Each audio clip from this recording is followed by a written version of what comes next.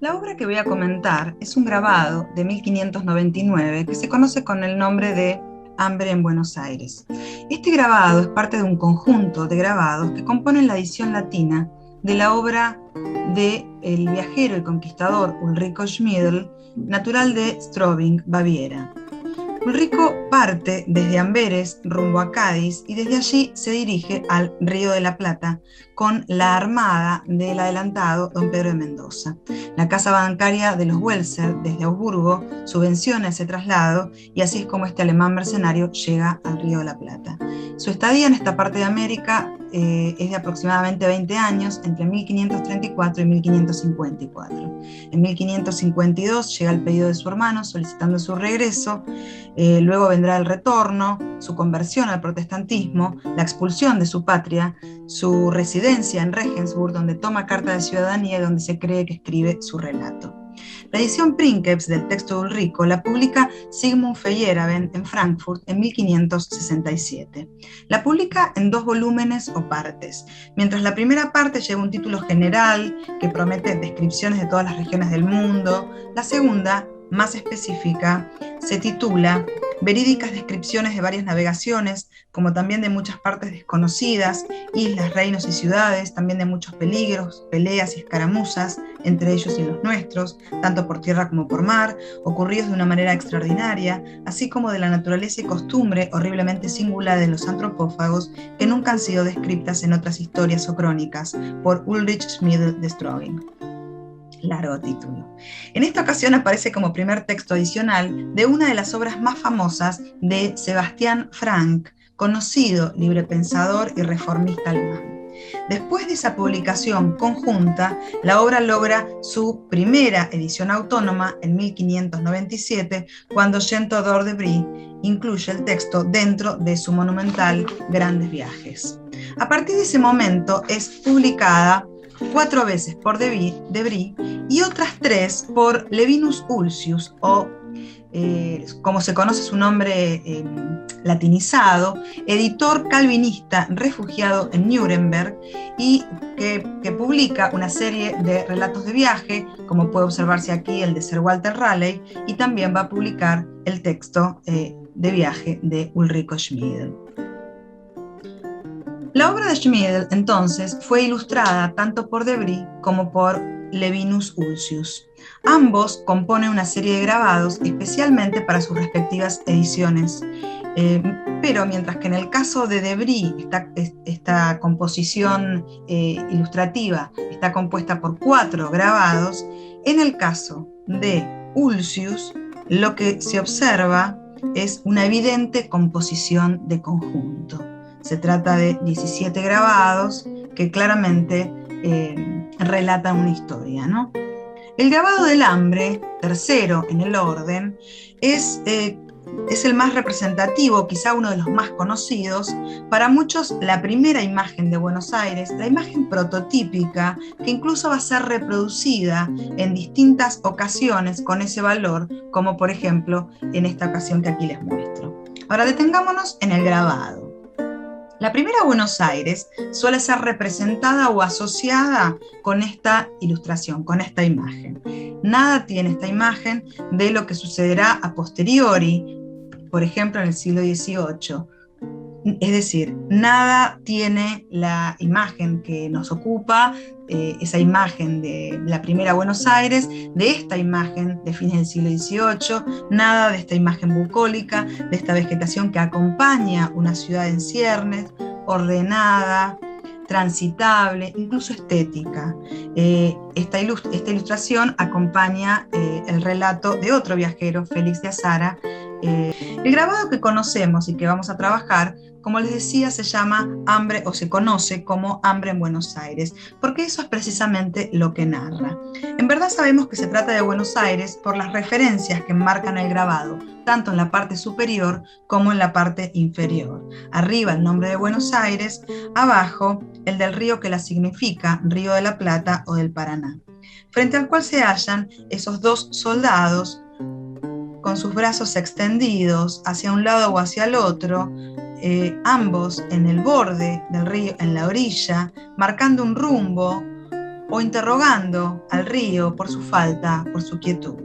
Sabemos además que se trata de un fuerte por la construcción delimitadora que lo concibe y porque, como dice el propio Ulrico, se lo construye como un muro de contención, aunque en verdad no logre cumplir ese objetivo debido a las características del terreno.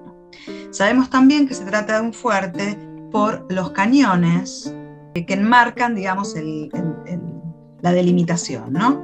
Cañones que apuntan contra un afuera que está claramente desprovisto de presencia indígena, es decir, no hay enemigos a la vista. En el grabado, la ausencia de ese otro que debería proveer de alimentos a los conquistadores es, por lo tanto, sinónimo de carencia y de padecimiento para estos. Los cañones apuntan contra una naturaleza hostil, contra una nada que los oprime. Ese es el gran y primer enemigo contra el que deberán pelear quienes se adentren en este espacio. Los sucesos ligados a la carencia y al hambre vividos en este lugar, y que son claves del capítulo que aquí se está ilustrando, cuyo número aparece referido, digamos, en el margen superior derecho, estos sucesos son representados mediante el matadero, en el que se ha convertido el fuerte. Aquí el hambre es tal que lo que se faenan, lo que se matan son los caballos. Casi en un orden secuencial se ve, por un lado, el arreo, ¿no?, del animal hacia el fuerte, y por el otro lado, la matanza concreta de los propios caballos. Pero no es solamente eso lo que ilustra la imagen y en lo que se detiene el texto.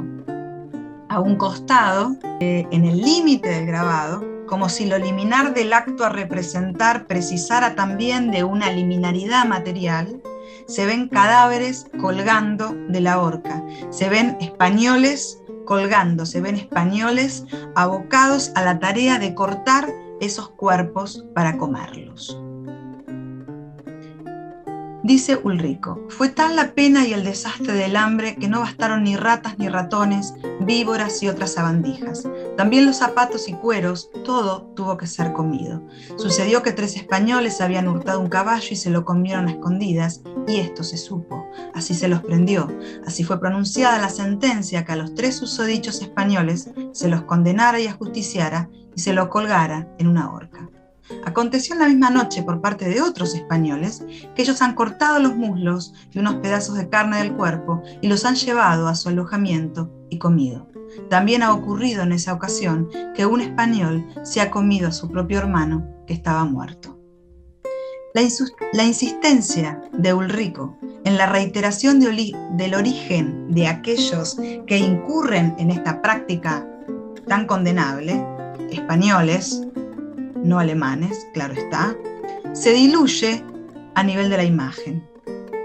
El paralelismo que se da entre el matadero y la horca produce una suerte de animalización de los cuerpos cortados, todos ellos sin distinción, los que se convierten en pura materia, en carne a consumir.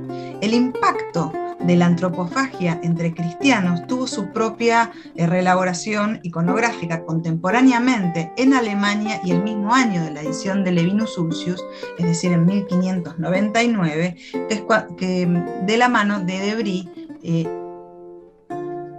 como si fuera un recorte del grabado de Levinus Ulcius, Debris coloca en primer plano los cadáveres colgados, los hombres en plena faena, cortando, desollando, acarreando. En segundo plano, a lo lejos, o casi detrás de las telas que ofician de casas, se muestra algún soldado, como se ve aquí, matando un animal o bien acarreándolo.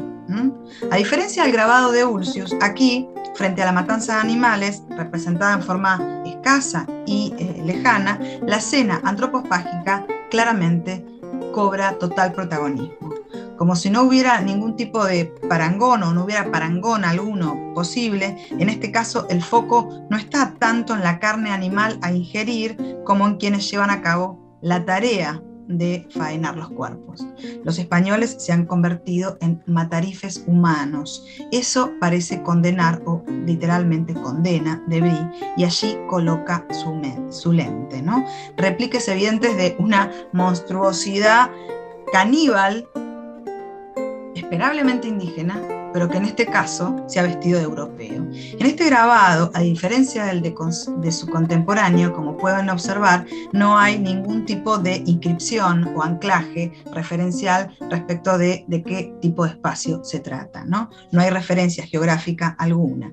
Ni editor ni ilustrador decidieron colocarlas, ¿no? Claramente no hay anclaje que dé cuenta que permita contextualizar la escena, con grandes carpas de campaña que remite a un universo exótico y decididamente más oriental que americano.